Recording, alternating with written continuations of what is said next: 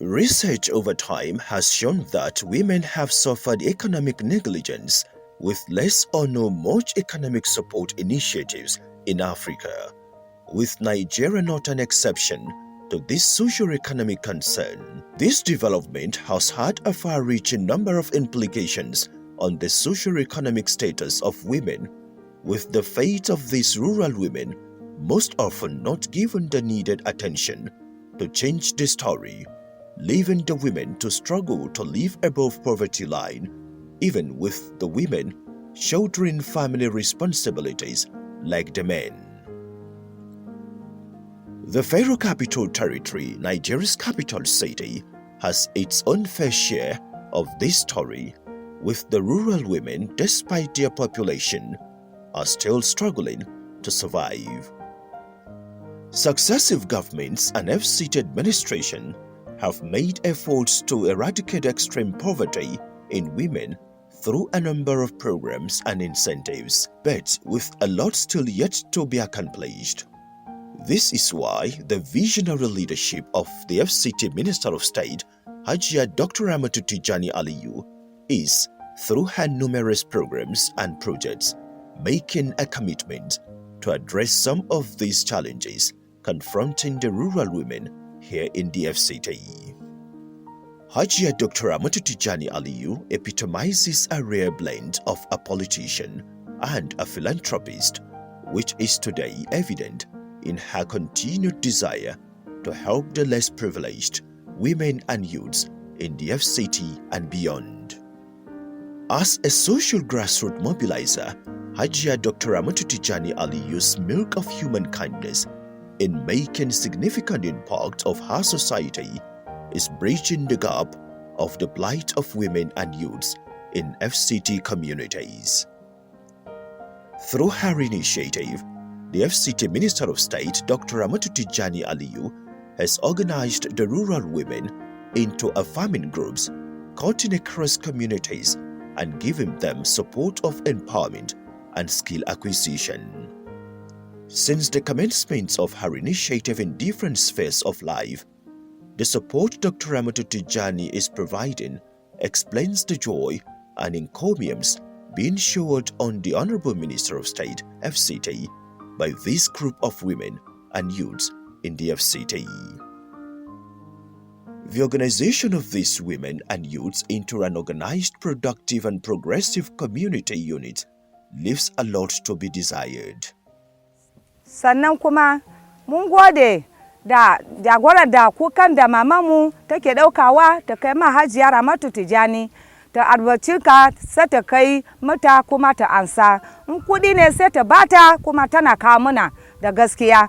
Mamanmu tana kai kukanmu wahalan da muke ciki da yara da komai da kashe-kashe da ake yi muna Najeriya yanzu, kuma Ramatu Tijjani sai ta karba kuma ta ji kukan nan ta bata sakon nan kuma mamanmu sai ta kawo muna shi. Allah ya sa musu albarka dukansu. Domin tun da an fara ministers a Abuja a kamar hukumarmu da bamu taba samu wanda take tausayin mata da maza da youth especially irin mu ba.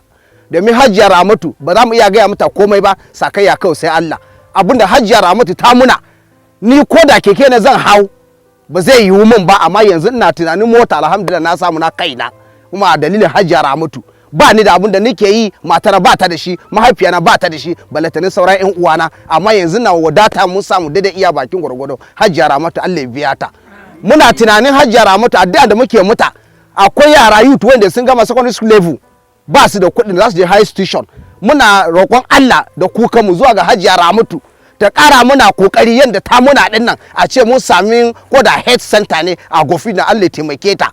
Yaran mu suna zuwa cikin gari ne makaranta, wajen sallake titi kuma suna samun hatsarin mota. Ba mu ce ikon ta bane kuma ba dalilin ta bane, amma mun san tana da ƙarfi kuma tana da zuciyar yin haka. Allah ya ƙara mata dokaka, Allah ya bata wannan baiwan.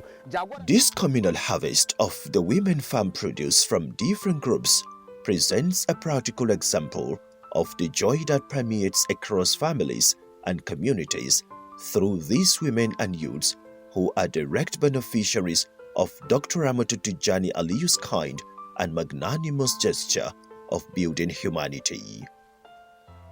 The FCT Minister of State Skill and Empowerment Program is one that provides an appreciable support, providing land and farming inputs to the women whom in their testimonies of praise to their benefactor, Dr. Ramatu Tijjani Aliyu, could only appreciate her with their solemn praise for her upliftment with high promotions and songs of happiness.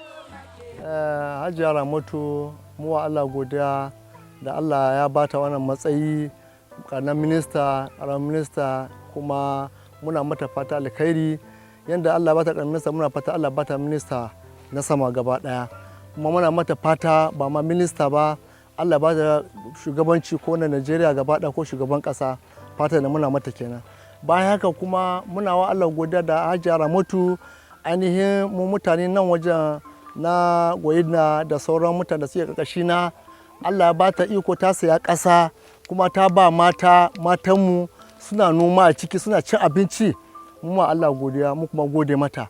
Muna fata kuma ba za ta gajiya ba, kuma ba za ta tsaya a nan ba. Fata da muna mata shine wannan ƙasa da Allah sa ta saya ta ba mutane suna cin abinci a ciki, shine muna fatan Ubangijin Allah ya sa wannan ƙasa ya zama to ta yafi ƙarfi haka. Saboda wannan ƙasa gaskiya muna so ya zama to wannan mutane namu ƴan uwanmu ya zama to a ce ƙasan ta ɗiba ta ba kowa, ta ce to gashi a je a ci abinci. The impact of Dr. Ramatu Tijjani Aliyu's intervention on these people is one that emancipates them from the shackles of poverty and restiveness. Mu ne nan a da muna nan kokoife, ba mu da san yadda za a samu na ci da sha, ba mu san yadda ana noma ba, ba mu san yadda ana rike gatari ba. Mu mata sai da mu zauna gindan bishiya mu yi ta amaebo. Amma saboda Ramatu Tijjani ta waye muna ido gaba daya har zuwa yaranmu. A da yaranmu su shiga daji a yi ta jaye-jaye, shaye-shaye, a yi ta kayan maye, amma saboda Ramatu Tijjani wallahi ta bude muna ido. Me za mu ce ma Ramatu Tijjani? Yan uwana mata, me za mu ce ma Ramatu Tijjani? Allah mata albarka, Allah maimaita masa dubunsa. Kuma abin da ya rage muna Allah ya sa ta gane gaba daya. Mu kuma abin da ta koya muna Allah ya sa mu gane gaba daya. Ta Allah ya taimake mu, ba wani da magana da zan yi dogon magana, sai dai Allah ya gace da Mama Tijjani, Ramatu Tijjani. Tijjani din kuma Allah ya ɗaukaka mishi. Da ba din Tijjani yana nan a raye ba, ita Ramatu ma ba za ta samu karfi ba. Mazaje kuna ji muna muku yabo. To mun gode muku. With the Honorable Minister of State, FCT, Hajiya Dr. Ramatu Tijjani Aliyu, the lots of women and youths can only get better as she has continued to express her unflinching commitment to their cause.